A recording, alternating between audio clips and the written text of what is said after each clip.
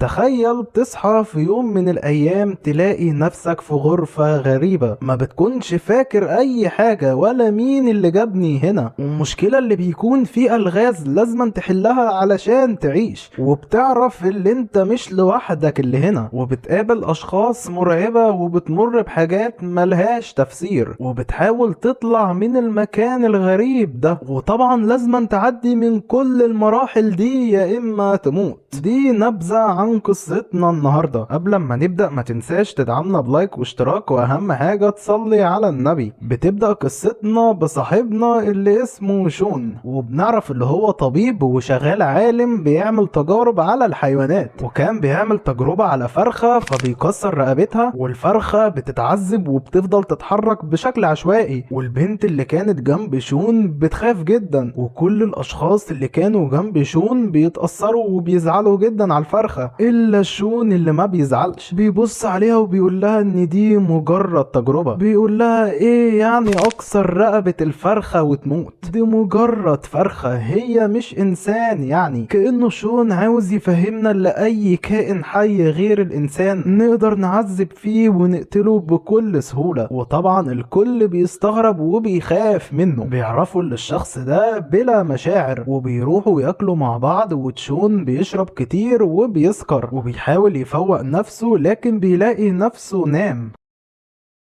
وبيصحى بيلاقي نفسه في الغرفة اللي اتكلمنا عليها في أول القصة، وطبعا بيستغرب وبيقول هو أنا إيه اللي جابني هنا، وبيتساءل إيه المكان اللي شكله غريب ده، وطبعا ما بيكونش فاكر أي حاجة علشان كان سكران، ولما بيدور على تليفونه ما بيلاقيهوش، بيتوقع اللي هو مخطوف أو حد بيهزر معاه، فبيلاقي باب قدامه وبيلاقي باب جنبه، فبيحاول يفتحهم هما الاتنين لكن بيكونوا مقفولين، فبيلاحظ اللي بيكون في ورقة عند الباب، فبيمسكها وهنا بتكون الصدمة، بيلاقي الصورة مرعبة جدا، فبيحاول يدور على اي مفتاح علشان يخرج من هنا لكن ما بيلاقيش، ومرة واحدة بيسمع صوت حاجة بتتخبط وراه، ولما بيبص بيلاقي ان الصوت جاي من الفتحة اللي على الارض. المشكلة اللي بيلاحظ ان في صورة متعلقة فوق وبتقع على الارض، فبيمسكها وبيكون خايف لحسن تكون مرعبة زي اللي فات، لكن بيلاقيها صورة عادية، وبيعرف ان الصورة دي موجودة معاه في الغرفة، فبيستنتج ان ده هو المخرج، فبيقدم عليه وهو خايف، وبيمسك الباب وبيفتحه لفوق، ومرة واحدة بيسمع صوت صريخ، وبيكون موجود شخص هنا وبيكون شكله مرعب، وبيفضل يصرخ بصوت عالي جدا. شون بيقفل الباب وبيخاف وبيرجع لورا، وبيقول ايه الكائن ده شبح ولا زومبي؟ فبيسمع صوت حديدة بتقع جنبه، وبيتضح اللي هو مفتاح، فبيمسك المفتاح وبيكون قدامه بابين، واحد منهم صاحب المفتاح ده لكن بيكون مرعوب، وبيقدم واحدة واحدة قدام اول باب وبيحاول يفتحه، وبالفعل بيفتح، وبيبص بيلاقي غرفة تاني، وبيتصدم لما بيلاقي ان في حد متعلق من رجليه، وبيتضح ان هي واحدة، وبتفضل تزعق في شون وبتقوله انت عاوز مني ايه؟ فشون بيحاول يهديها وبيقول لها انا معرفش انت بتتكلمي عن ايه، فبتتعصب منه وما بتصدقهوش، وبتكون فاكرة ان شون هو رئيس المكان، فشون بيقسم لها اللي هو ما يعرفش حاجة، وهو مجرد شخص صحي لقى نفسه في الغرفة اللي جنبها، فبتبدأ تصدقه وبتقول له ان ده نفس اللي حصل لي، انا صحيت لقيت نفسي متعلقة بالشكل ده، وبتتأسف له اللي هي كانت متعصبة علشان كان في شخص بيشدها من شعرها، فشون بيبص على شعرها بيلاقيه مربوط تحت الارض، وبيفهم اللي هو الشخص اللي كان بيشدها من شعرها، وده علشان الباب اللي كان بيحاول يفتحه كان شعرها مربوط فيه، ولما كان بيفتح كان شعرها بيتشد وهي كانت بتصرخ، يعني ما كانش شبح ولا حاجة. فبيتأسف لها بيقول لها اللي انا ما كنتش عارف اللي انت متعلقه هنا، فبتقول له حاول تنقذني ووصف لي الغرفه اللي انا فيها عامله ازاي، فبيبص على الغرفه وبيبدا يوصفها ليها، وبنلاحظ ان في كلمه مكتوبه على الجدار ما تحررهاش، فطبعا بيستغرب وبيقول لها ان في كلمه بتقول اللي انا ما حرركيش، وبيقول لها بالرغم اللي بيكون في مقص موجود عندي ويمكن اقص الحبل واحررك بكل سهوله، فطبعا هي بتتصدم وبتقول له سيبك فكك من الكلام اللي مكتوب ده وحررني بسرعة. لكن تشون بيفكر بعقلانية شوية وبيقول اللي يمكن من الخطر اللي احنا ما نسمعش كلامهم. المشكلة اللي بيلاحظ ان في وقت وبيكون فاضل 14 دقيقة فقط، فطبعا البنت بتتصدم وبتتوتر جدا وبتتوقع ان الدقايق دي لو خلصت يمكن تموت، وبتقول له اتصرف وحاول تساعدني بسرعة. فشون بيتوتر وما بيكونش عارف يعمل ايه، بيكون عاوز يحررها بالمقص لكن بيكون خايف من التحذير اللي مكتوب على الحيطة، فما بيعرفش يعمل ايه وبيقرر يساعدها. ولسه بيمسك المقص بيلاقيه ان هو كان مشبوك في حاجة، فبتقع حديدة كبيرة وبيسمع صوت صراخ وبيعرف ان البنت بتتخنق، وبيعرف ان التحذير بتاعهم كان عنده حق لما قال لشون ما تحررهاش. فشون بيمسك المقص وبيقطع الحبل وبتقع البنت وبيطمن عليها وبيعرف ان هي عايشة، وبيتعرفوا على بعض وبنعرف اللي هي اسمها ميرا، وبيقرروا يتعاونوا هما الاتنين علشان يخرجوا من المكان ده. وشون بيلاحظ بوجود صورة، والصورة بتكون على شكل الدولاب اللي قدامهم، بس شون بيكون مرعوب لحسن يطلع له شخص تاني، وميرا بتكون خايفة وبتقول له روح افتحه انت، وبيبقى رايح يفتحه بحذر وبيكون معاه المقص، ولما بيفتح ما بيلاقيش اي حاجة فيه، وطبعا بيستغرب ان الدولاب ما فيهوش اي حاجة، ما بيلاقوش غير علامة الاستفهام. ومرة واحدة شون بيسمع صوت جاي من وراه، ولما بيبص هنا بتكون الصدمة، بيلاقي شخص باصص له في الدولاب اللي في الغرفة اللي جنبه، وبيفضل ينادي عليه علشان يطلع لكن بيفضل باصص عليه بدون حركة. وشون بيتشجع وبيقرر يقرب منه وبيفتح الدولاب وفي رأس بتترمي في وشه، وبيتخض وبيرجع لورا وبيتضح اللي هو تمثال على شكل رأس. ولما بيفتح الدولاب بيلاقي فيه حاجات عشوائية، حاجات بتكون على شكل رؤوس حيوانات، وطبعا بيستغربوا من المكان ده اكتر وبيترعبوا خالص. وبيلاقوا كلمة تذكر، وفي الضرفة الاولانية بيكون في سهم وفي الضرفة التانية بيلاقوا ارقام. فشون بيبص على الارقام وبيفهم كل حاجة، بيعرف ان الارقام دي باسورد للباب اللي معرفش يفتحه، لكن بيلاحظ اللي هو مشاور على رقم 1 و3 و7 و0. وبنعرف اللي شون ذكي جدا وبنلاقيه بيستخدم درس الاحتمالات علشان يلاقي باسورد الباب. اخيرا هنستخدم حاجة من التعليم اللي اتعلمناه، وده سؤال للناس اللي كانوا بيحبوا الرياضة: كم عدد الاحتمالات الممكنة وانت معاك الاربع الارقام دي وممنوع الغش؟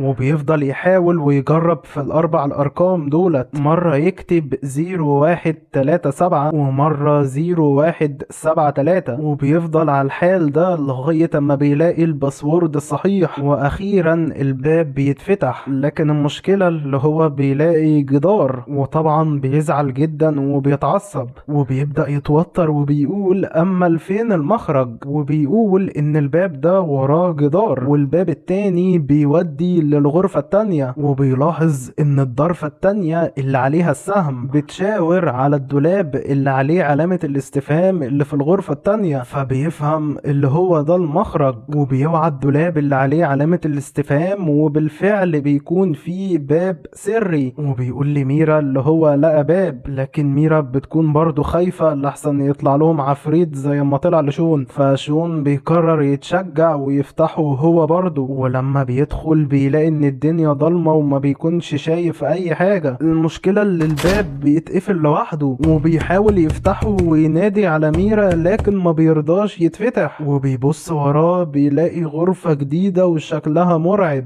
فطبعا بيفقد الامل اللي هو هيفتح الباب، وبيعرف اللي هو هيكمل لوحده. وبيبص على الغرفة الجديدة وما بيكونش فاهم اي حاجة، وبيبص جنبه بيلاقي صندوق بقفل، وبيلاقي حبل وجنبيه صورة، ولما بيبص في الصورة بيلاقيها على شكل حبل، وطبعا ما بيفهمش حاجة وبيتوقع اللي هو لازما يشد الحبل ده، وبيفضل يشد فيه وبيكون تقيل في الاول، وبيقرر يشد جامد، ومرة واحدة بيلاقيه خفيف وبيقع، وطبعا بيسيب الحبل والحبل بيتسحب تاني جوه، فبيقرر يشوف حاجة تانية غير الحبل ويشوف هيخرج من الغرفة دي ازاي. فبيبص وراه بيلاقي الستارة على شكل شكل وجه ما بيتكلمش، تحس اللي فيه حد مخيط بقه، وطبعا ما بيفهمش حاجة وبيقرر يشوف ايه اللي ورا الستارة، وبيمشي وبيلاحظ لون اصفر، وبعد كده بيلاحظ لون برتقاني، وفي النهاية بيلاحظ لون احمر وبيكون مرسوم عليه مفتاح وولد وبنت جنب بعض. فبيوعى الستارة وبيشوف ايه اللي وراها، وبنلاقي الستارة بتتحرك لوحدها وبيستغرب، وبيلاحظ لما الستارة اتفتحت بدأ يجي بخار سخن، فبيبص قدامه وهنا بتكون الصدمة، بيلاقي شخص بيبصله من المرآة. شون بيتصدم وما بيقدرش يتحرك، شخص بيكون شكله مرعب جدا، وبنلاقيه بيوجه ودانه ناحية شون، وشون بيفهم اللي هو ما بيشوفش، ده بيسمع فقط، وده نوع من انواع المراية اللي بيستخدموه الشرطيين، يعني بيكونوا هم قادرين يشوفوا اللي جوه لكن اللي جوه ما يقدرش يشوفهم. ونفس الكلام هنا، الراجل المرعب ده ما بيقدرش يشوف شون بسبب المراية، بيقدر يسمعه فقط، فبيكتم نفسه علشان ما يسمعوش، وبنلاقيه بيبص ناحية شون، وبنعرف اللي هو بيسمع صوت البخار وهو بيطلع. وشون دلوقتي بيفهم معنى الصورة اللي كانت موجودة على الستارة لما قال له ما تفتحش بقك، وده علشان الشخص ده ما يسمعكش. ومرة واحدة بنلاقيه بيبص جنبه وبيبتسم ابتسامة كلها شر، وبيروح في حتة تحس اللي هو هيعمل مصيبة. وشون لما بيبص وراه بيلاقي بنت، وبيلاقيها مربوطة بحبل في رقبتها وشكلها خايفة، وبيتوقع ان البنت دي واحدة زيه. وركزوا مع البنت دي علشان هي تاني اهم شخصية بعد شون. فشون بيحاول يفتح الباب اللي جنبه لكن ما بيرضاش يتفتح، وبيلاحظ ان البخار السخن اللي وراه بدأ يكتر، فبدأ يتوتر ومش عارف يتصرف ازاي، فبيقرر يقرب من ناحية البخار وبيلاقيه سخن جدا، وبيقول اللي هو لازما يلاقي مفتاح علشان يخرج من هنا، وبيلاقي ان حد كاتب هنا ان في مفتاح، فبيحاول يدور على المفتاح لكن ما بيلاقهوش، وبيفتكر الصندوق والحبل اللي شافه في اول الغرفة، لكن طبعا ما بيكونش عارف يدخل من الحرارة العالية. فبيبص وراه بيلاقي تحت المراية مكتب صغير، فبيقرر يفتحه وبيلاقي مفتاح، وبيلاحظ كلمة فوق المفتاح، وبيعرف ان ده عدد الناس المقتولة، يعني في 3 اشخاص ماتوا في المرحلة دي، وبيعرف طبعا اللي هم ماتوا بسبب الحرارة، وطبعا بيتوتر وبيخاف اكتر، وبيلاحظ ان البخار بيزيد والمية وصلت للون الاصفر، فبيمسك المفتاح بسرعة وبيحاول يفتح الباب، لكن المشكلة اللي هو ما بيتفتحش، وبيعرف ان ده مفتاح الصندوق اللي شافه في اول الغرفة، وبيعرف اللي هو كده مستني الموت، فبيقرر يتشجع ويدخل في البخار السخن، وبيدخل فيه وبيستحمل الحرارة العالية، وبيطلع فوق الصندوق وبيفتح القفل، وبالفعل بيفتح، وبياخد بسرعة الحاجة اللي جوه الصندوق من غير ما يشوفها، وبيطلع من عند البخار السخن، وبنعرف ان الحاجة اللي جوه الصندوق كانت مجرد طبق، وبيلاحظ ان البخار بدأ يكتر اكتر واكتر، وبيبص بيلاقيه وصل للون البرتقاني، والالوان دي بتكون على مدى حرارة البخار، اصفر اقل حاجة والبرتقاني متوسط والاحمر اكتر حاجة، وبيعرف ان المية بتزيد مع زيادة البخار، وبيكون متأكد ان الطبق اللي لقاه جوه الصندوق هيستفاد بيه، فبيروح يملى الطبق مية وبيصب في ناحية المفتاح، وبيطلع المقص اللي كان في جيبه وبيحاول يدور على اي مفتاح، وبيحس اللي هو قادر يمسك حاجة شبه ميدالية المفاتيح، فبيقول اللي هو عاوز المزيد من المية، وبيملى المية وبيصب في مكان المفتاح، وبيقرر يجرب تاني، وبيحاول على قد ما يقدر يمسك الميدالية دي لكن ما بيقدرش، وبيتوتر وبيلاقي ان البخار خلاص وصل عنده، لكن بيلاحظ ان بتكون في حاجة بتلمع فوق، وبيتضح ان طوال الوقت ده المفتاح كان فوق مش تحت، وبيجي يمسكه بيلاقيه مشبوك جنب عين بشرية، فبيجري بسرعة علشان يفتح الباب، وبالفعل بيفتح، لكن بيلاحظ ان في حد ماسك سكينة، وبيطلع شخص غريب لابس قناع، وبيهجم على شون وبيعوره بالسكينة تعويرة بسيطة في خده. وشون بيكون رايح يجري لكن بيلاحظ اللي هو مربوط بالحبل، فبيطمن شوية لما بيلاقيه مربوط، وبيتوقع ان الشخص ده قريب الشخص اللي شافه في المراية، وبيحاول يتفاهم معاه لكن كان يضربه تاني بالسكينة. فشون بيفتكر الطبق اللي لقاه جوه الصندوق وبيملاه مية سخنة وبيدلقه عليه، وده طبعا علشان يتألم ويعرف يدخل الغرفة. وبالفعل بيدخلها والوحش الصغير بيجري وراه، لكن لحسن الحظ برضه ما بيقدرش يوصله بسبب الحبل. فشون بيكون شايفه مجرد طفل وبيحاول يهديه ويفهمه اللي هو مش هيأذيه. وبيبص في الغرفة بيلاقي فيها حاجات عشوائية كتير زي سهم مشاور في الثقب اللي فوق، وشخص تقريبا بيحاول يطلب النجدة، وصورة كلب مقسوم نصين، وسمكة مقسومة نصين، وبيلاقي سكينتين قدام بعض. فطبعا ما بيكونش فاهم اي حاجة، وبيلاقي دولاب وراه وبيقرر يفتحه، وبيلاقي برطمانين، واحد على صورة سمكة والتاني على صورة كلب. وبيلاقي جوه برطمان السمكة جواه سمكة، فبيطلع السمكة لكن بيقرف وبيسيبها، وبيلاحظ ان بيكون عليها ورقة، فبيمسكها تاني وبيقرر يشوف ايه اللي مكتوب جوه الورقة، وبيلاقي مكتوب ان هم 8 اشخاص. فطبعا بيفتكر اللي هو لغاية دلوقتي قابل كام شخص، هو 1 وميرا 2 والراجل اللي ما كانش شايفه 3 والبنت اللي لقاها مربوطة في رقبتها 4 والطفل الصغير اللي كان بيحاول يقتله 5. وبيعرف ان في 3 اشخاص مجهولين ما يعرفش حاجة عنهم، فبيقرر يشوف ايه اللي جوه برطمان الكلب، وبرضه بيلاقي ورقة، وملخص الورقة دي بيقول له تذكر الشخص اللي عاوز يقتلك لو اكلته لحمة هيكون صديقك، او بمعنى اصح مش هيكون عدواني ناحيتك. فبيبص عليه وبيقول ده هيكون صديقي. فشون بيبص على السكينة وبيبص على الحيطة وبيفهم ان السمكة المقسومة هي والكلب المفروض يقسمها بالسكينة ويديها للطفل الصغير، وبالفعل بيعمل كده وبيقسمهم هما الاتنين. وبيلاقي ان حاجة وقعت من فوق وبيلاحظ ان هي مفتاح، وبيتساءل المفتاح ده هيفتح انهي باب. فبيبص فوق بيلاقي سلم، وبيعرف ان كان في باب الناحية التانية من الغرفة. المشكلة اللي هو مش هيعرف يعدي من الطفل ده، فبيعمل خطة اللي هو هيطلع من على الحرف وهيتشعبط في اللمبة وهيروح الناحية التانية. وبالفعل بيعمل كده وبيطلع وبيمسك في اللمبة وبيروح الناحية التانية من الغرفة، وبيحاول يفتح الباب لكن ما بيرضاش يتفتح. وبيلاقي الطفل جاي عليه فبيطلع فوق بسرعة، وده طبعا قبل ما الطفل يقتله بالسكينة، وما بيكونش عارف ينزل تحت بسبب الطفل. وبيلاحظ في الباب اللي حاول يفتحه بوجود حبل، فبيمسك الحبل وبيشده وبيلاقي مصباح، فبيمسك المصباح وبيلاقيه شغال، فبينور جوه الباب وبيلاقي غرفة جديدة خالص. وهنا بتكون الصدمة، بيلاقي دماغ على الأرض،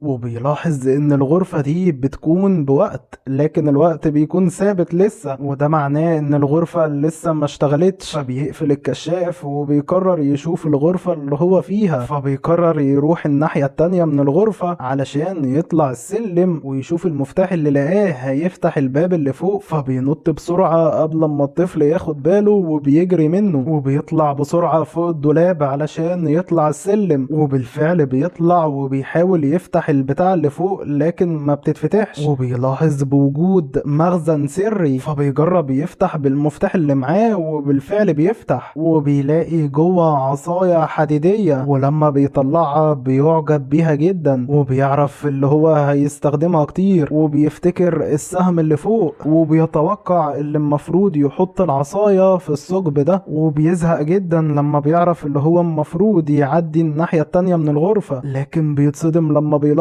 ان الطفل الصغير بياكل اللحمة اللي قطعها، وبنعرف اللي هو طوال الوقت ده كان جعان. فشون بينزل وبيلاقيه ما هجمش عليه، وبنلاحظ اللي هو ماسك اللحمة وخايف من شون، وطبعا بيكون فاكر ان شون عاوز ياخد منه اللحمة. فشون بيعدي وبيبص فوق في الثقب وبيطلع فوق بكل سهولة، وبيحط العصاية في الثقب اللي فوق، وبنلاقيه بيفعل حاجة وبتبدأ تميل البتاع اللي هو واقف عليها، فبينزل بسرعة وبيجري، وبنلاقي الدولاب الحديدي بيقع على الطفل الصغير، وشون ما بيزعلش عليه. وبنلاحظ ان شون بيفكر تفكير عقلاني في كل حاجة في حياته، يعني المفروض يساعد الطفل الصغير ده، لكن هو ما بيرضاش يساعده علشان بيكون حاسس بالخطر ناحيته، فلو ساعده هيكون خطر على شون، فبيقرر يمشي ويسيبه. وبيلاحظ ورا الدولاب الحديدي غرفة جديدة، وبيكون موجود الشخص اللي شافه في المرآة. نرجع بقى للبنت اللي انا قلت لكم تاني اهم شخصية في القصة، وبنعرف اللي هي صحيت من النوم لقت نفسها في الغرفة دي، لكن المشكلة اللي بيكون في سلسلة مربوطة في رقبتها، وبتكون مرعوبة جدا لدرجة اللي هي بتعيط. وبنعرف اللي هي خايفة من الشخص اللي شافه شون في المرآة، وبتحاول ما تعملش صوت، لكن هو بيكون عارف اللي هي جوه، ولما بيتأكد اللي هي جوه بيجري عليها وبيفتح الباب، وبيكون خلاص رايح يهجم عليها، لكن لحسن الحظ بيكون مربوط برجله وما بيقدرش يوصل لها. ولما البنت بتلاحظ ده بتطمن شوية، وبنلاقيه مرة واحدة بيمد ايده وبيمسك الحبل بتاعها، وبيبتسم وبيبدأ يشدها، وبتترجاه اللي هو يسيبها تعيش، وبيكون رايح يهجم عليها، لكن مرة واحدة بيسمع صوت جنبه، وبيطلع ان ده شون، وشون بيكون شايفهم من الازاز وعارف ان الراجل ده خطر عليهم، فبيقرر يقتله، وبيضرب العصاية الحديدية بتاعته في بطن الوحش، لكن لسوء الحظ ما بتجيش في بطنه، بتجرحه فقط.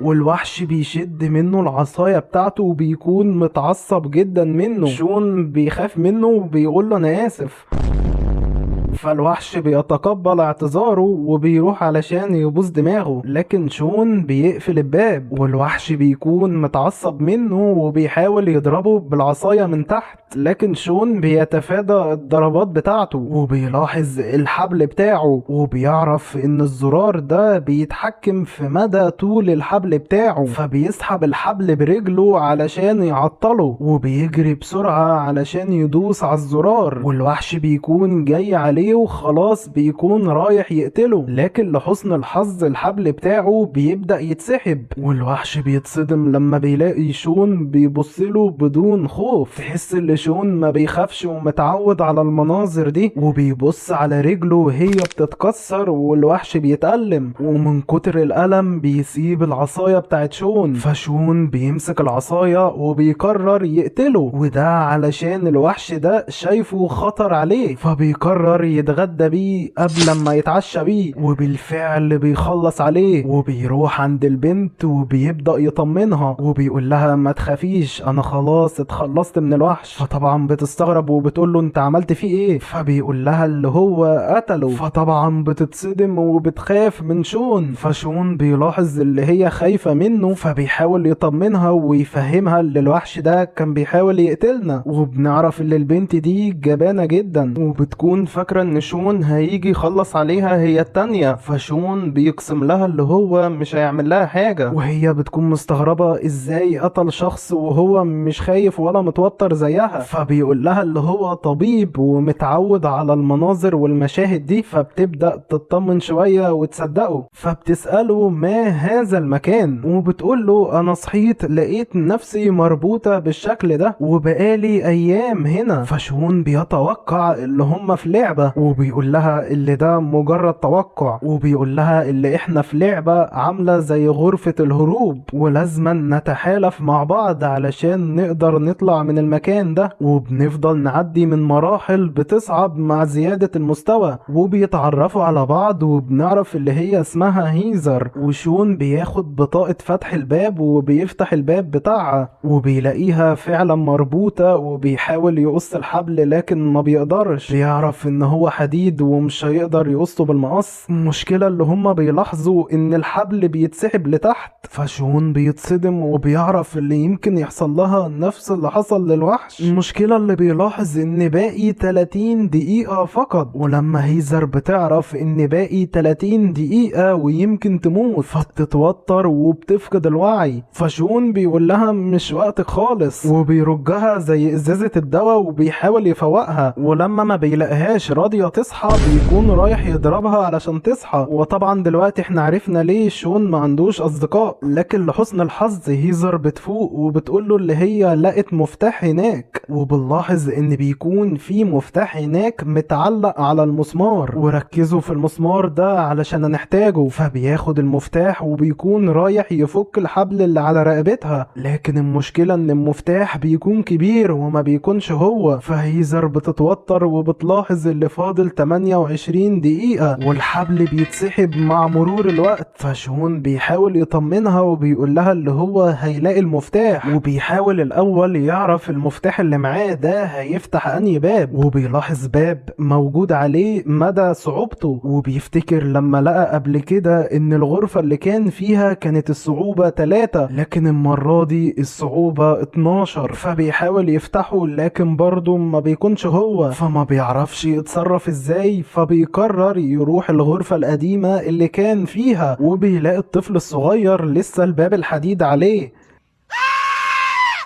فبيفتكر الباب اللي لقى فيه الكشاف وبيجرب المفتاح وبالفعل بيفتح. ولما بيفتح الباب بيلاقي الوقت اشتغل وبيكون فاضل اقل من 20 دقيقة. فبيلاحظ الدماغ اللي موجودة على الارض ولسه بيدخل بيلاقي الدماغ بتتحرك وبيخاف جدا، وبنعرف اللي هو مجرد شخص لكن ما بيقدرش يتكلم بسبب اللزق اللي في بقه. فشون بيقدم علشان يساعده لكن بيلاحظ ان سلك الكشاف قصير، فبيجرب يشده بيلاقي السلكة اتخلعت والكشاف فصل. المشكلة اللي ده بيكون فخ ليه والباب بيتقفل. فبيكلم هيزر وبيقول لها اللي فيه باب اتقفل عليه ومش عارف يطلع. فبيلاقي سلك الكشاف فبيشده علشان يشغل الكشاف ويقدر يشوف، وبالفعل بيعمل كده وبيثبت الكشاف وبيروح عند الراجل اللي مش باينه غير دماغه فقط، وبيشد اللزق من على بقه. فبيلاقي الراجل بيزعق وبيقول له انقذني. فشون بيحاول يهديه، فالراجل بيقول له اللي هو تعب جدا بقاله ايام في الحاله دي ورقبته وجعته وما بيكونش قادر يتحمل، وبيقول اللي هو صحي لقى نفسه بالشكل ده وما بيكونش فاكر هو جه هنا ازاي. فشون بيقرر ما يضيعش وقت ويحاول يحل اللغز بتاع الغرفة، وبيلاقي سهم على الحيطة كأنه بيقول له لف حاجة. فبيستنتج اللي هو هيلف دماغه وبالفعل بيعمل كده لكن ما بيحصلش حاجة. فبيحاول يفكر في حاجة تانية وبيلاقي سلك على الارض وبيتضح اللي هو مفتاح. فالراجل بيتوقع اللي هو ده مفتاح تحريره. فشون بيشد المفتاح بيلاقي صوت جاي من ورا وبيلاقي فيشة بتدخل جوه الكوبس بتاعها وبيفعل كهربا في السلك اللي هو ماسكه. فشون بيتكهرب ومن كتر الكهربا بيفقد الوعي، فطبعا بيقع والراجل بيحاول يفوقه. وبنعرف اللي فاضل حوالي 11 دقيقة وبيلاحظ بوجود رقم فوق بالفولت، وده تقريبا مدى قوة الكهربا اللي هو كهربها. ولحسن الحظ شون بيبدأ يفوق وبيبص بيلاقي المفتاح على الارض زي مكانه وبرضه الفيشة رجعت زي مكانها، وبيلاحظ اللي عدى نص الوقت. ولما بيعدي نص الوقت الراجل بيزعق وبيقول اللي هو حاسس ان في حاجة حامية بتحاول تقطع صباعه، وبيوتر شون وبيقول له حاول تساعدني بسرعة. فشون اخر اما بيزهق منه بيحط اللزقة في بقه تاني. الله عليك، احسنت يا ابني والله.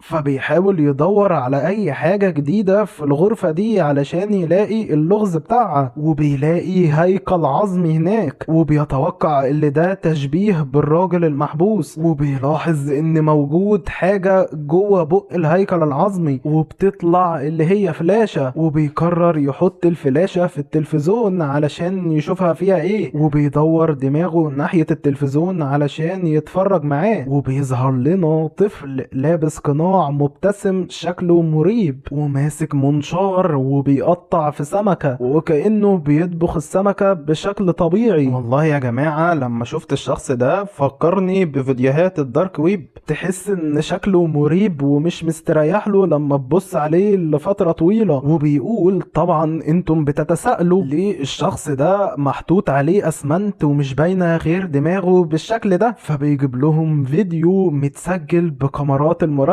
غريبة، وبيكون شخص سايق شاحنة. وبنلاقي الراجل اتوتر وشكله كده عارف الفيديو ده، وكان في واحد سايق موتوسيكل، فصاحب الشاحنة بيخبط فيه وحرفيا بيطيره، وبيبص عليه بيعرف ان هو لسه عايش. وشون بيعرف ان الشخص اللي سايق الشاحنة هو الشخص اللي مش باينة غير دماغه، فبنلاقيه بيرجع ورا بالشاحنة عليه، وده علشان يتأكد ان هو مات. فطبعا شون بيتصدم منه، فالولد الصغير بيقول علشان كده احنا بنعاقبه، زي ما كسر جسم الراجل بالعربية احنا علقناه من رقبته وهنبدأ نقطع في جسمه تدريجيا. فطبعا الراجل بيتصدم جدا، واخيرا شون بيفهم كل حاجة، وبيفهم ان الاشخاص اللي جم هنا بيكونوا عملوا حاجة فظيعة علشان كده بيتعاقبوا، وكل واحد بيتعاقب بطريقة مختلفة غير التاني على حسب حجم المصيبة اللي هو عملها. فبيبص في الوقت بيلاقي ان فاضل اقل من 5 دقايق، وبنلاقي مرة واحدة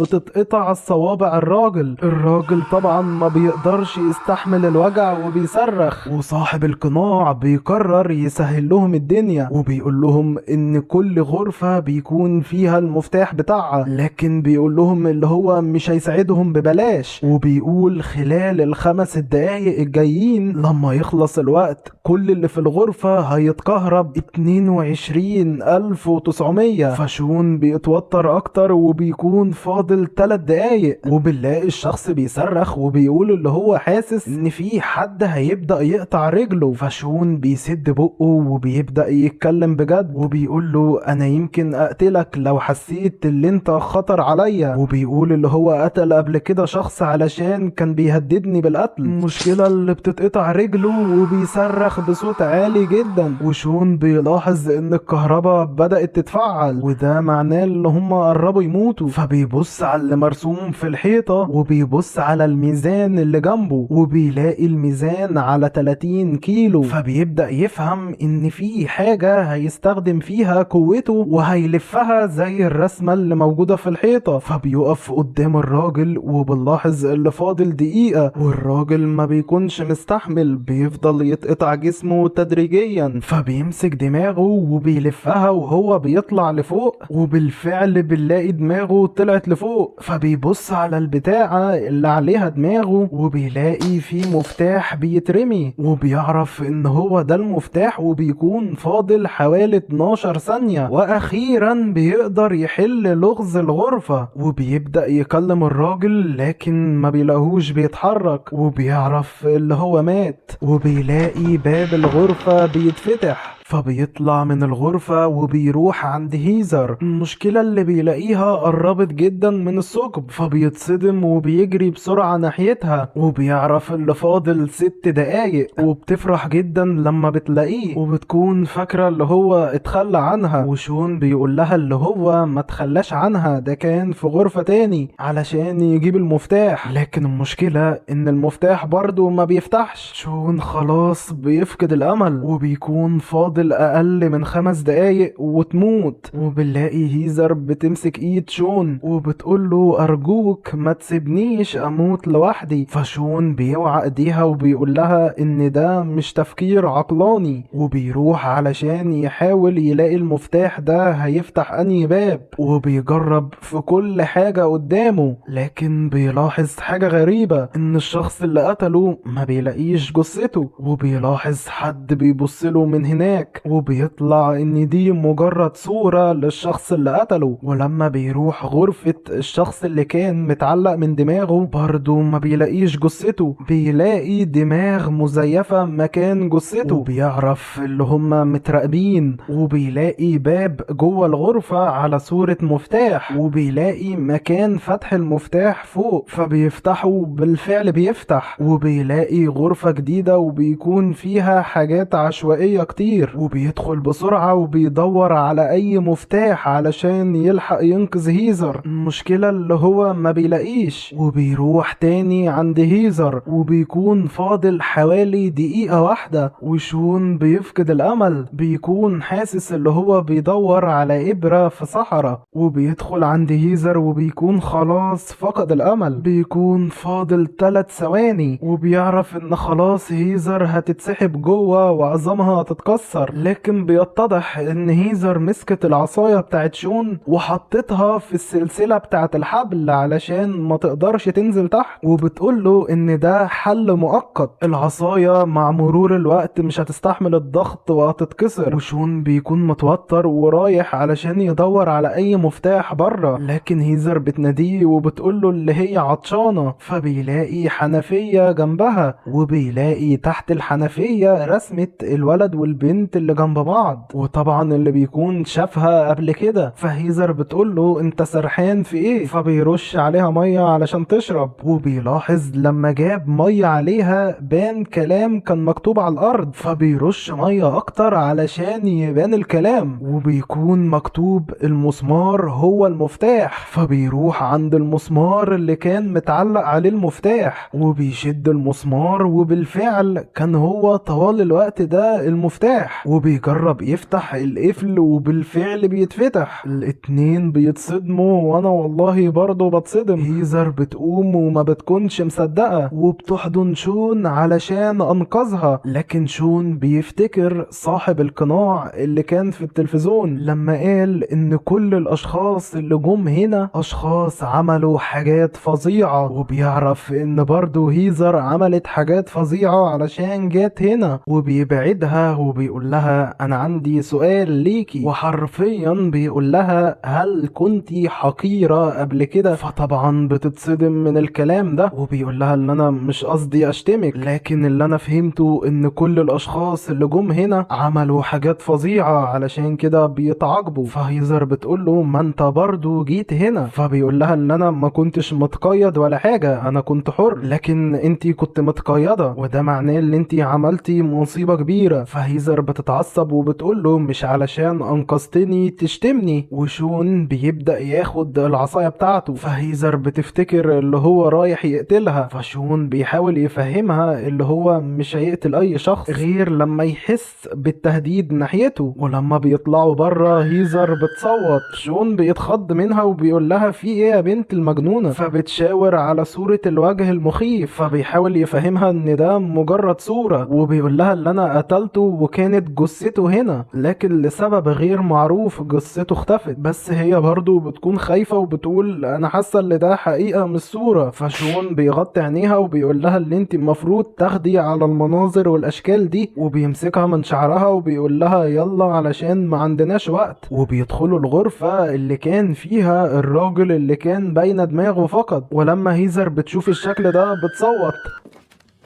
فشون بيقول لها لو هتفضلي تصرخي خليكي بره احسن. فبيحاول يفهمها اللي موجود على الارض ده مش رأس حقيقية، وبيقرر يدخل الغرفة اللي ملحقش يحل اللغز بتاعها، ولسه بيدخل بيلاقي هيزر حاطه ايده في فبيقول لها انت بتتحرشي بيا ولا ايه؟ وبتلاحظ اللي بيكون فيه حاجات في جيبه اللي ورا، وبتقول له ايه الورق الكتير ده؟ فبيقول لها ان ده كل الورق اللي خده من الغرف اللي مر بيها. وهيزر بتلاحظ الورقة اللي مكتوب عليها اللي هم 8 اشخاص، وشون بيعرف اللي هو قابل لغاية دلوقتي 6 اشخاص، يعني فاضل 2. ولما بيطلعوا بره بيلاقوا 8 انوار، وبيعرفوا ان ال8 الانوار دولت هم عدد الاشخاص، والنور الاحمر الاشخاص الميتة، والنور الاصفر الاشخاص العايشة. فشون بيحسب وبيعرف ان في 3 اشخاص عايشين، يعني في شخص واحد عايش مجهول، وفي 2 ماتوا، يعني برضو بيكون في 2 مجهولين. فهيزر بتسأل مين الشخص الثالث اللي عايش، فشون بيقول لها ان ده وحش صغير قابله في غرفة من الغرف، وبيروحوا في الغرفة وبيقول لها خلي بالك عشان هو تحتينا. فبينزل شون وبيبص بتبص عليه وكان هيتضرب منه. فهيزر بتبص والمشكلة اللي هي ما بتخافش منه وبتقول ان ده مجرد طفل. وشون بيقرر يروح الغرفة اللي كان فيها البخار، وده علشان يمكن يلاقي مفتاح علشان يعرف يخرج من المكان ده. وبيصادف الحبل اللي شافه في اول الغرفة، وبيشد الحبل بيلاقي ان الحبل ما بيتحركش زي الاول. فبيفضل يشد فيه لغاية اما بيلاقي ورقة، فبيفضل يشد تاني فبيظهر صورة ومفتاح، والصورة ما بيكونش فاهمها والكلمة بتكون مكتوب عليها تذكر. ومرة واحدة هيزر بتصوت وبتكون خايفة جدا، وبنلاحظ اللي هي بتكون خايفة من صورة بنت مقتولة. فشون بيفهم كل حاجة وبيعرف ان الحبل اللي كان بيشده كان مربوط فيها البنت دي، علشان كده كان حاسس بتقل في الاول وهو بيرفع البنت بالحبل. ولما بيتعب وبيسيب الحبل البنت بتقع تاني في المية. المشكلة اللي البنت ما بتكونش قادرة تتكلم، وده علشان بيكون بقها متخيط والمية بتفضل تطلع لغاية اما بتغرق وبتموت. وشون بيحس بالذنب اللي هو قتل واحدة، ودي هي الشخصية التالتة اللي ماتت في المكان ده. وبيقول لها اللي احنا عاوزين نعرف المفتاح اللي لقيناه في الحبل هيفتح انهي باب. وبيطلع ان ده مفتاح المخزن الصغير اللي كان مكتوب عليه 12 شخص ماتوا منه. فشون بيقرر يستكشف المكان. المشكلة اللي بيلاقي غاز وما بيكونش قادر يتنفس، وبيلاقي غرفة جديدة خالص. فبيطلع تاني عند هيزر وبيقول لها ان الدنيا جوه مليانة غاز، وبيقول لها اللي انا هدخل لوحدي علشان ده خطر عليكي. لكن هيزر بتكون خايفة تكون لوحدها تاني وبتقرر تروح معاه. فشون بيدخل تاني وبيلاحظ زرار عامل زي زرار التكييف، فبيدوس عليه وبيكون 10 دقايق فقط، وبيطلع هوا كتير عامل زي التكييف بالظبط، والغاز كله بيطلع فوق. وبيلاقوا الغرفة مليانة ابواب صغيرة، وشون بيلاحظ مرسوم اشخاص على الارض، وبيعرف ان الرسمات دي اشخاص ماتوا بالشكل ده، وبيعرف ان ده ال 12 شخص اللي ماتوا جوه. فبيلاحظ ورقة على الارض وبيكون مكتوب عليها ما تفتحش الابواب اللي عليها اكس، ولو تجاهلت الموضوع هيكون خطر عليك. فبيبص وبيلاقي ان في كذا باب مرسوم عليه اكس، وبيلاحظ باب مكتوب عليه الخروج، بس بيلاحظ ان باب الخروج ده كان عليه اكس، يعني ممنوع الدخول فيه. فبيقرر يفتح كل الابواب اللي مش عليها اكس. فبيفضل يفتح كل الابواب اللي مش عليها اكس وهو بيتسلقهم، وبيلاقي باب مكتوب عليه حرف، وبيفضل يفتح كل الابواب وبيلاقي باب عليه شوكة ومعلقة، وبيلاقي ابواب تانية كتير عليها حروف. فبيقرر يبص جوه الباب اللي عليه كلمة الخروج،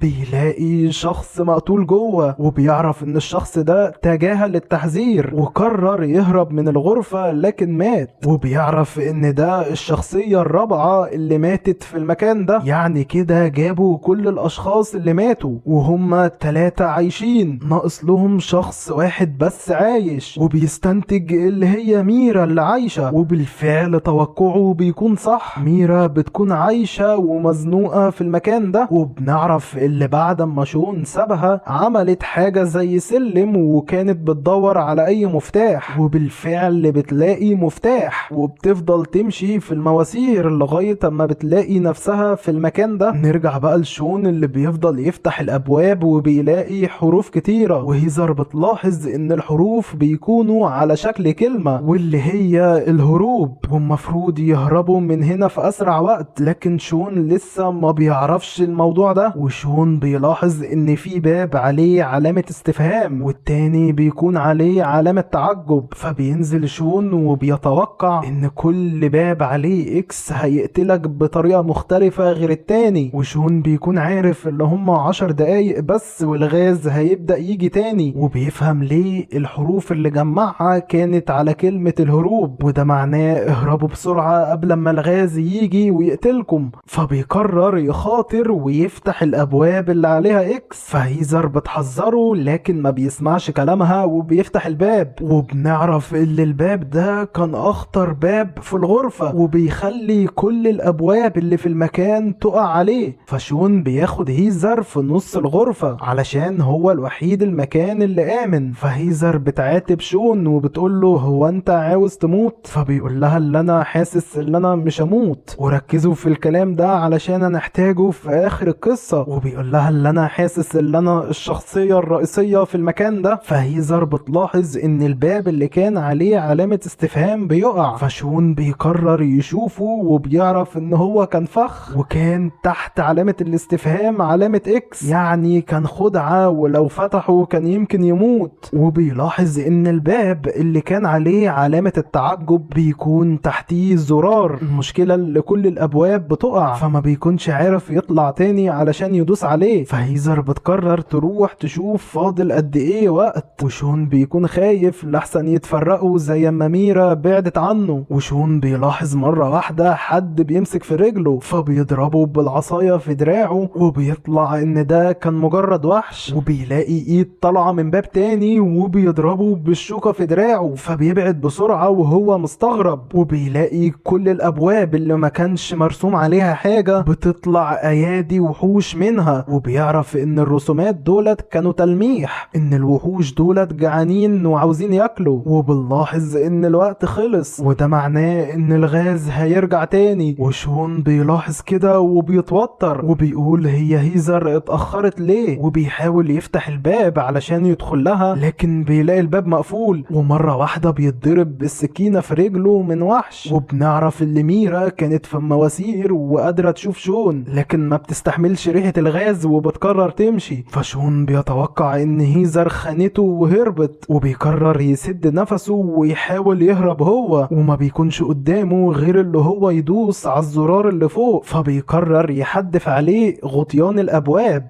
عشان يمكن يجي في الزرار ويشتغل. فبيمسك اول غطا باب وبيحدفه عليه لكن ما بيجيش، وبيكون خلاص مش قادر يتنفس. بيحس اللي خلاص رايح يموت، بيحس بشعور اللي هو تحت المية، وبيعرف ان ده مش تفكير عقلاني ولازما يحاول حتى لو هيموت. فبيمسك غطا باب وبيحدفه لكن المشكلة اللي بتيجي جنبها بالظبط، وبيحدف واحدة اخيرة وبالفعل بتيجي. وبيلاحظ ان هيزر جات، وهيزر بتقول انها لقت الباب من الناحية التانية مقفول عليهم وكانت بتحاول تفهم هو اتقفل ليه. فشون ما بيكونش قادر يتنفس ومرة واحدة بيقوم وبيشد هيزر وبيكون في وحش كان هيقتلها، وشون بيفقد الوعي. فهيزر بتسنده وبتدخل من الباب الكبير اللي بتلاحظ ان هو مفتوح، وبيدخلوا وبيقفلوا الباب علشان الغاز ما يدخلهمش. وشون بيجيب العصاية بتاعته واخيرا بيعدوا من الغرفة دي. وهيزر بتلاحظ آلة غريبة اللي بتكون في الملاهي اللي بتصطاد بيها الالعاب. فشون بيبص عليها وبيلاحظوا ان في زرار، فهيزر بتدوس عليه وبتتفتح الآلة، وبيلاقوا حاجات كتيرة عاملة زي صيادة السمك. وبيعرفوا ان الآلة دي كانت تلميح ان هم الاشخاص اللي هيتم اصطيادهم، وكانوا بيعدوا وكان في واحدة منهم هتيجي على هيزر لكن شون بينقذها في اخر لحظة. وبيتوقع شون ان المكان ده عاوز يخلص علينا، وده طبعا علشان شون لقى الطفل الصغير بياكل اللحمة النية او يمكن يقتلونا علشان يبيعوا اعضائنا، وده نفس اللي كان بيحصل في مسلسل لعبة الحبار. فطبعا هيزر بتخاف جدا، وبيلاقوا برضو مكنة قدامهم وبيلاقوا الزرار بتاعها. فشون بيدوس عليه وبرضو بتتفتح، فبيلاقوا حاجات حادة كتير موجودة في السقف. فشون بيمسك العصاية وبيعملها قدامه، وبنعرف اللي هو كان فخ، وكل الحاجات الحامية بتقع علشان شون عمل العصاية عليها. وبيعدوا بحذر واخيرا بيوصلوا لاخر آلة، وشون بيلاقي جوه الآلة سمك كتير لكن هيزر بتكون خايفة لحسن تقتل السمك. فشون بيقول لها ان كده كده الصيادين بيصطادوا سمك وبيقتلوه. وهيزر بتدوس على زرار وبتشغل الآلة، والآلة بتقطع السمكة نصين، وطبعا هيزر بتتصدم وبتزعل جدا. فشون بيحط ايده في الآلة بيلاقي سمكة ومفتاح وورقة، وهيزر بتكون زعلانة على السمكة اللي ماتت. فشون بيحاول يفهمها ان دي طبيعة البشر، واحنا في الطبيعي بنقتل السمكة علشان ناكلها، ولازم تتعودي على المناظر والاشكال دي في اي كائن اخر. وشون بيجيله فلاش باك، وركزوا في الفلاش باك ده علشان نفهم قصة شون. وكان صغير وعنده صديق واحد اللي اسمه برايون، وركزوا مع صديقه ده علشان من اهم الشخصيات في القصة. وبرايون بيقتل الارنب وبيحطه في مية مغلية، وشون بيكون زعلان جدا على الارنب. فبراين بيفهمه اللي احنا لازم نقتل الارنب علشان ناكله ونعيش، ودي طبيعة البشر. تحس ان شون اتعلم من براين كل حاجة، وبقى بدون رحمة بيقطع جسم الفار نصين بدون خوف ولا حزن، عكس اصدقائه اللي بيكونوا زعلانين وخايفين جدا على الفار. فشون بيزق صديقته وبيفهمها ان ده مجرد كائن، وبيمسك منها المقص وبيقطع جسم الفار هو. وكل اصدقائه بقوا بيخافوا من شون وبيبصوا له نظرات كلها رعب. وبيروح عند دكتور نفساني علشان يحكي له مشاكله، وبيكون اسمه جون. وركزوا مع جون ده علشان برضو من اهم الشخصيات في القصة. نرجع بقى لشون اللي بيلاقي الورقة مكتوب عليها ارقام، وبيتوقع ان ده باسورد المفتاح اللي لقاه، وبيقرروا يرجعوا لنفس الحتة اللي كانوا فيها علشان يعرفوا المفتاح ده هيفتح انهي باب. وبيلاقوا ان هو فتح الباب اللي كان عليه الانوار. ولما بيدخلوا بيلاقوا كلمة مكتوبة على الحيطة: انت تكون نقط، كلمة متكونة من 4 حروف وتحتها بيكون باسورد. فشون بيفكر شوية وبيحاول يعمل اي باسورد عشوائي، لكن طبعا بيطلع غلط. وبيعرف ان مستحيل هيقدر يتوقع الباسورد ده، وده علشان بيكون متكون من 12 رقم. وبيعرف ان الورقة اللي لقاها دي ليها علاقة بالباسورد، فبيطلع كل الورق اللي في جيبه اللي خده من كل الغرف، وبيفهم كل حاجة. وبيحط الورق جنب بعض وبيعملوا كلمة واللي هي نفسه. وبيعرف ان هو بيقصد ان الكلمة دي هي اللي هتتحط في الباسورد، لكن ازاي والباسورد ارقام مش حروف؟ فشون بيفهم كل حاجة. واخيرا هنستخدم تاني درس نستعمله في حياتنا، وده درس التشفير، وده مش كل الاشخاص يعرفوه. بالمناسبة انا خدت التشفير قبل كده، وده باختصار بيحط الحروف من A لغاية Z،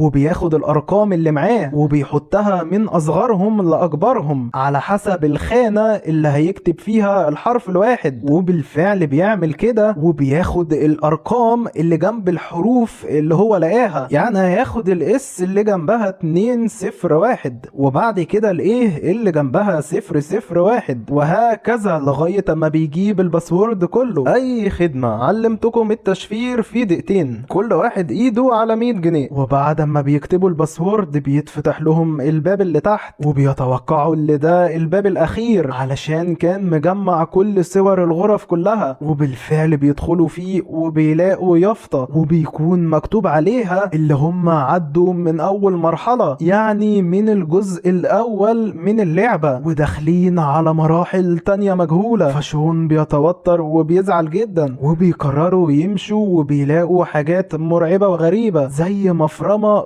بتفرم البشر. وبيتوقع ان الشخص اللي ما كانتش باينة غير دماغه كانت رجله بتتفرم في مفرمة شبه دي. وشون بيلاحظ منشار، والمشكلة اللي برضو بيلاحظ ان في وقت، وبيتساءل لو الوقت ده عدى ايه اللي هيحصل. وبنلاقي ان في شخص بيبص عليهم وبيكون عينيه شكلها مرعب. وبيلاقوا غرفة وبيقرروا يخشوها، وبيلاقوا فيها شاشة وعليها كلام كتير. وشون بيركز في حاجة واحدة اللي هم 5 اشخاص من 8. فشون بيقول ان في حاجة غلط عشان هم المفروض 4 اشخاص عايشين مش 5. فبيلاقوا التلفزيون بيشتغل وبيقول لهم شخص لابس قناع وبيقول لهم اهلا بكم في لعبة غرفة الهروب. يعني طوال الوقت ده وهم جوه لعبة، حاجة عاملة زي مسلسل لعبة الحبار. وبنعرف اللي صاحب القناع ده شغال هنا، يعني من مؤسسين اللعبة. وبيقول لهم كل الغرف اللي انتوا عديتوا بيها دي كانت الجزء الاول من لعبة غرفة الهروب، وفي اجزاء تانية كتير. وبيقول لهم الاشخاص اللي كانوا في الجزء الاول ملهمش علاقة بالاجزاء الجديدة، يعني المرحلة اللي انتوا فيها دي فيها اشخاص ووحوش جديدة ما تعرفوش حاجة عنها. وبيقول لهم حظا موفقا، وبيخلص العرض وبيسمعوا صوت جاي من وراهم، وبيلاقوا حد داخل لهم، وبيكون شخص شكله مرعب جدا، وبيكون معاه المنشار اللي شون شافه. ولما بيشوفهم على طول بيهجم عليهم، لكن لحسن الحظ شون بيقفل الباب، والوحش ده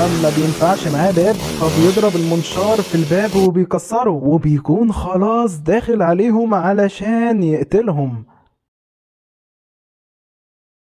ولما نزلت البوست اللي انا هنزله على اجزاء ولا جزء واحد، في اللي قال لي اجزاء وفي اللي قال لي جزء واحد، فانا قلت هراضي الطرفين فقررت هنزله على اجزاء، ولما يكمل هجمعه واخليه في فيديو واحد. وطبعا في اسئلة في بالنا كتير ملهاش اجابة، زي مين صاحب المكان ده، ومين اللي عمل في الوحوش دي كده وخلاهم بالبشاعة والشكل ده، واهم سؤال شون وهيزر عملوا ايه علشان لقوا نفسهم في المكان ده. كل ده ان شاء الله هنعرفه في الجزء اللي جاي. والقصة واخدة مني مجهود كبير علشان القصة معقدة وطويلة جدا، فما تنساش تدعمنا بلايك واشتراك علشان ان شاء الله انزل الجزء التاني في اسرع وقت. واهم حاجة ما تنساش تصلي على النبي وتدعي دعوة لاخواتنا. اشوفكم في الجزء التاني.